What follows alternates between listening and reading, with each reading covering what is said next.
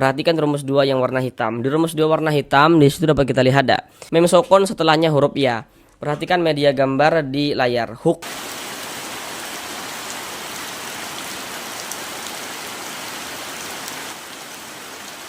Assalamualaikum warahmatullahi wabarakatuh. Apakah saudara semuanya, Bapak dan Ibu masih belum lancar di dalam membaca Al-Quran, kemudian masih belum memahami ilmu tajwid? Marilah belajar mengaji Al-Quran di channel ini.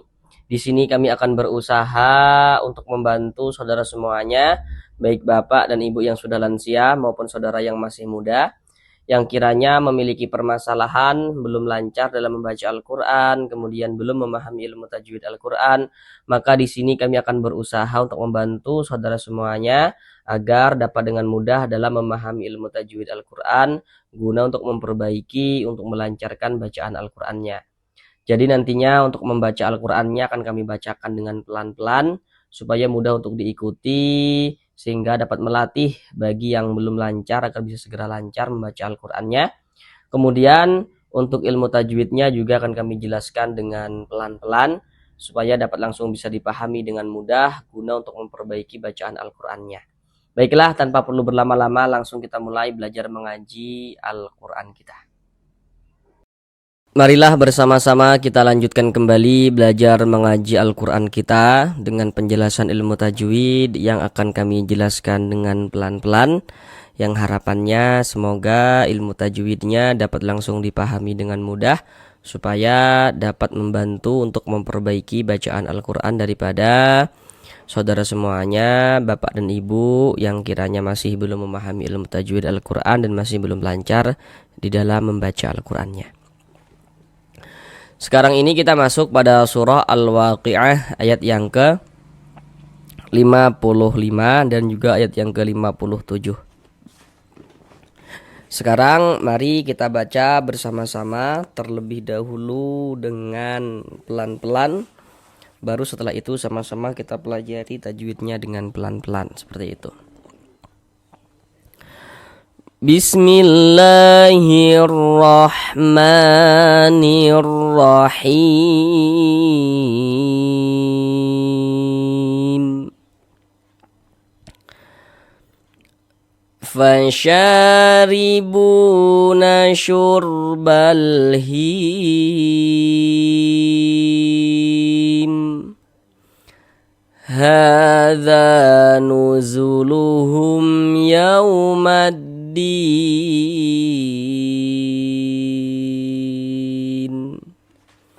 Sekarang mari sama-sama kita pelajari ilmu tajwidnya dengan pelan-pelan.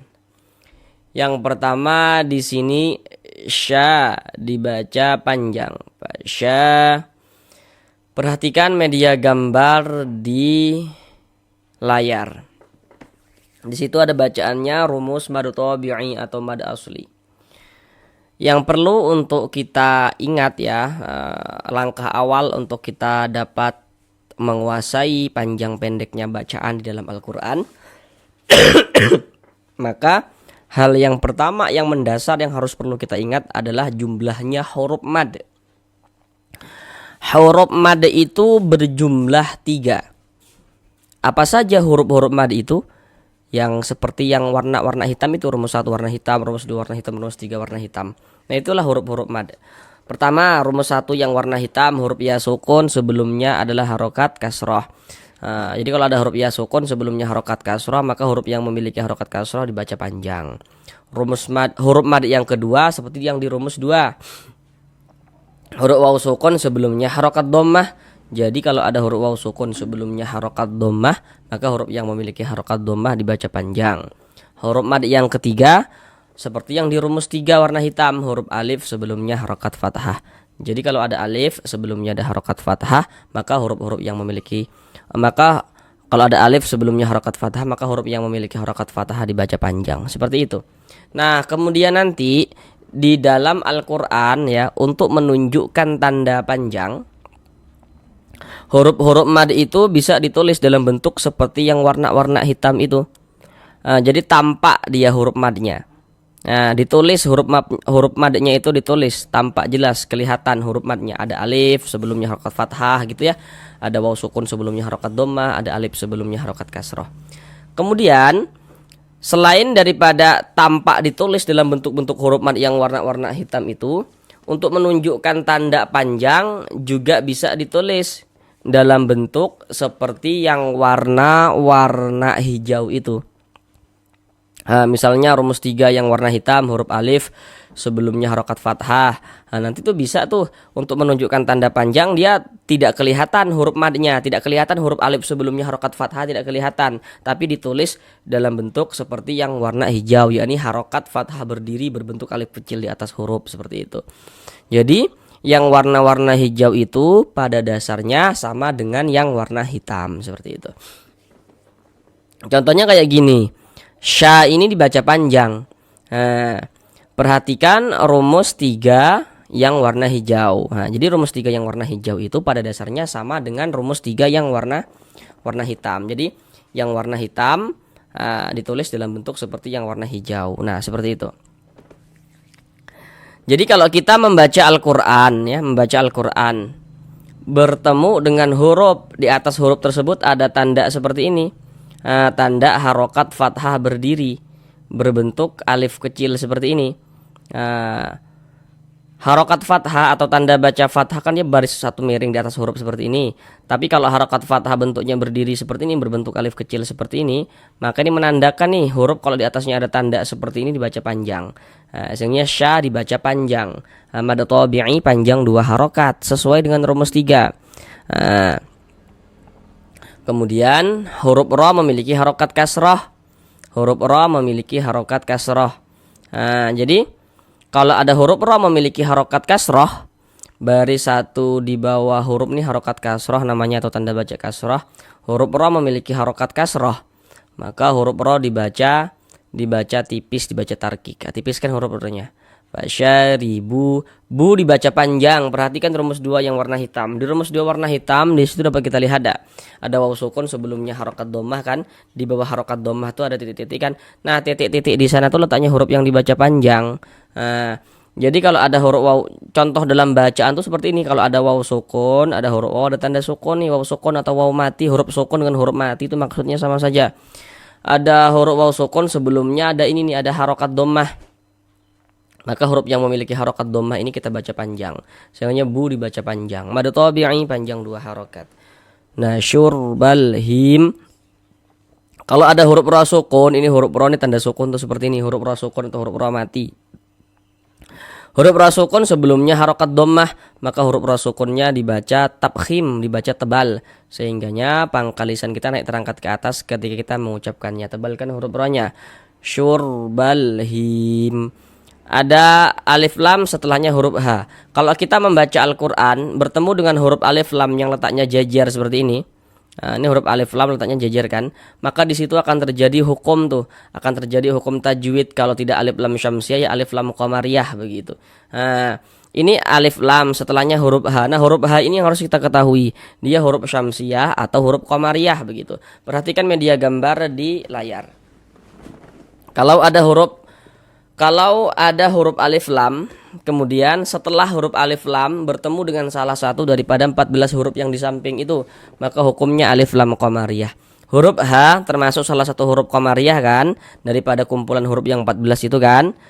Maka ini alif lam setelahnya huruf H.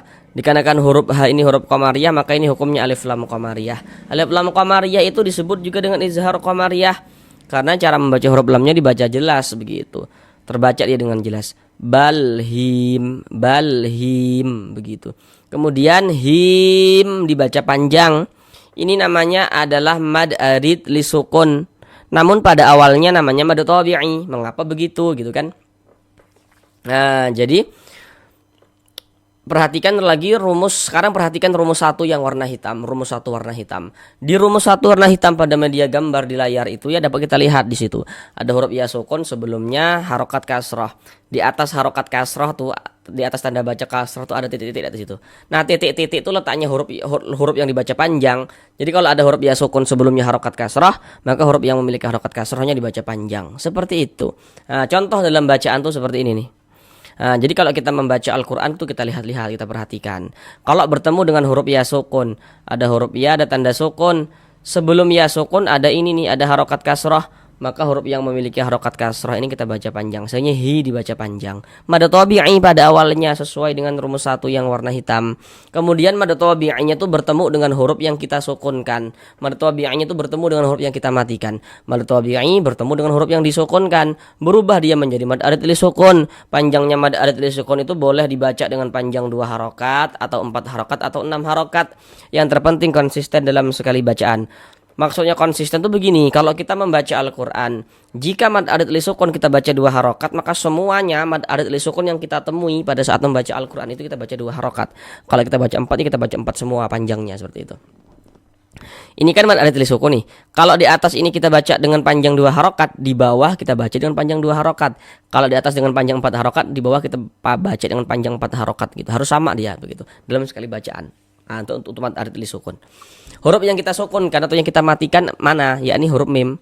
Ini kalau kita berwakaf, kalau berhenti di huruf mim kita baca him. Jangan dibaca himi, jangan. Mengapa kok huruf mim ini kita sukunkan, kok kita matikan begitu? Jadi kalau kita membaca Al-Quran, kemudian kita itu berwakaf, kita itu berhenti tuh di huruf yang tidak dibaca panjang, hurufnya kita sukunkan, kita matikan. Ini kita membaca Al-Quran, kemudian kita berhenti di huruf mim. Untuk di sini huruf mim itu tidak dibaca panjang ini. Nah, maka kalau kita berhenti di huruf yang tidak dibaca panjang, hurufnya kita sukunkan, hurufnya kita matikan. Nah, sehingga ini kita baca him, seperti itu. Kemudian di atas ini ada tanda wakaf, bentuknya itu qaf dengan lam yang bermakna al-waqfu aula. Jadi maksudnya itu berwakaf lebih utama.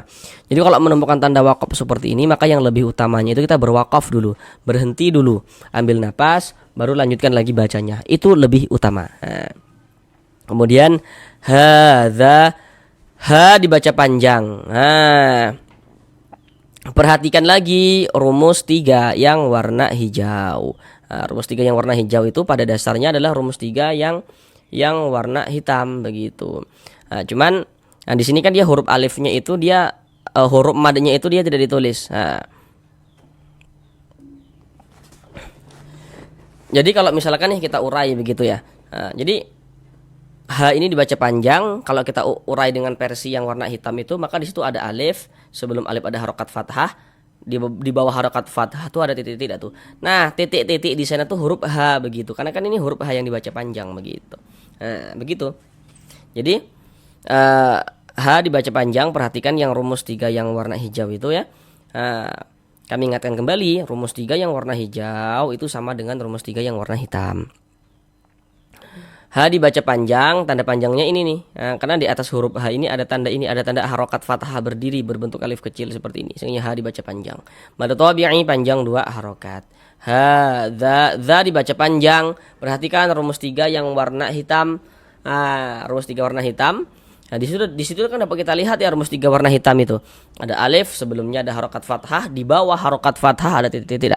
Titik-titik di sana tuh letaknya huruf yang dibaca panjang begitu. Contohnya dalam Al-Qur'an tuh seperti ini nih. Nah, nih.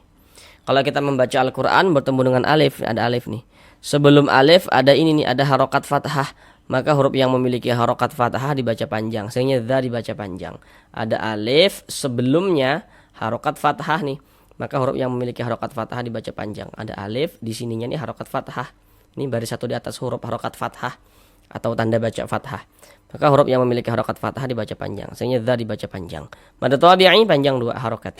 Hadza nuzuluhum. Mim sukun setelahnya huruf ya. Perhatikan media gambar di layar. Hukum mim sukun itu ada 3. Jadi dengan bapak dan ibu ya, saudara semuanya menguasai media gambar di layar itu sudah menandakan bahwasanya dengan kita memahami dan menguasai media gambar itu sudah membuat bapak dan ibu tuh menguasai keseluruhan tentang hukum mim sukun atau hukum mim mati begitu. Jadi kalau kita membaca Al-Qur'an itu setiap bertemu dengan huruf mim sukun di situ terjadi hukum tajwid begitu. Perhatikan gambar yang di layar itu. Kalau ada mim sukun setelahnya huruf ba, hukumnya ikhfa syafawi nomor 1 tuh. Nomor 2, kalau ada mim sukun setelahnya huruf mim, hukumnya idgham mimi. Nomor 3, di situ ada bacaannya izhar syafawi dalam kurung selain mim dan ba. Maksudnya selain mim dan ba itu seperti ini. Kalau ada mim sukun, ini mim sukun ini setelahnya, setelah mim sukun itu bukan huruf ba juga bukan huruf mim, maka semua hukumnya namanya izhar syafawi. Ini mim sukun, setelahnya huruf ya kan, di sini huruf ya kan, bukan huruf ba bukan huruf mim, maka hukumnya izhar syafawi. Baca jelas tak berdengung. Hadza nuzuluhum yaumaddin. Huruf waw sukun sebelumnya harokat fathah. Perhatikan media gambar di layar, huruf lin ada 2, perhatikan yang di nomor 1. Jadi kalau ada huruf waw sukun sebelumnya harokat fathah, maka huruf waw sukunnya adalah huruf lin. Nah, kita baca lunak lembut. Nah, seperti yang di kotak nomor 1 itu. Yaumaddin, alif lam setelahnya huruf dal. Nah, tadi sudah kami katakan ya, kalau kita membaca Al-Qur'an jika bertemu dengan huruf alif lam letaknya jejer, maka di situ akan terjadi hukum tajwid. Kalau tidak alif lam qamariyah ya alif lam syamsiyah begitu. Nah, ini alif lam setelahnya huruf dal. Nah, perhatikan media gambar di layar. Huruf dal termasuk salah satu huruf syamsiyah. Maka alif lam bertemu dengan huruf dal. Dikarenakan huruf dal itu termasuk salah satu daripada 14 huruf yang di samping itu ya, termasuk huruf syamsiyah. Maka ini alif lam bertemu dengan huruf dal. Dikarenakan huruf dal huruf syamsiyah, maka ini hukumnya adalah alif lam syamsiyah. Alif lam syamsiyah itu disebut juga dengan idgham syamsiyah. Karena cara membaca huruf lamnya dibaca idgham nih. Di sini kan huruf lamnya nggak ada tanda bacanya, jadi cara membacanya tuh dengan cara dari ma ini langsung masuk ke huruf syamsiyah ini. Jadi kalau ada huruf alif lam letaknya jejer, huruf lamnya nggak ada tanda bacanya, nggak ada harokatnya tuh alif lam syamsiyah. Kalau alif lam qamariyah di atas tadi itu ada huruf alif lam letaknya jejer, tapi huruf lamnya ada tanda sukunnya. Kalau lam qamariyah tadi, kalau alif lam syamsiyah nih perhatikan nih, nggak ada tanda bacanya kan ya, makanya alif lam syamsiyah. Huruf lamnya nggak ada tanda bacanya, alif lam syamsiyah. Din dibaca panjang. Untuk di sini media gambarnya tidak kami tampilkan lagi karena penjelasannya sama dengan yang di ini tadi, persis sama penjelasannya. Kenapa kok dibaca panjang? Kalau di media gambar tadi itu dirumus satu yang warna hitam. Kan ini sama nih, kenapa hi kok dibaca panjang, kenapa kok dibaca panjang, sama penjelasannya. Karena di sini ada huruf ya sukun, ada huruf ya ada tanda sukun. Sebelum ya sukun ada ini nih, ada harokat kasrah, maka huruf yang memiliki harokat kasrah dibaca panjang, sehingga dibaca panjang. Pada awalnya namanya mad tabi'i. Mad tabi'inya bertemu dengan huruf yang disukunkan menjadi mad arid li sukun. Panjangnya mad arid li sukun berapa? Tadi sudah kami jelaskan. Huruf yang kita sukunkan huruf nun. Kenapa kok huruf nun disukunkan? Sama penjelasan yang di atas tadi itu. Karena kalau kita berhenti berwakaf di huruf yang tidak dibaca panjang, hurufnya kita sukunkan. Nah, ini kita berhenti di huruf nun.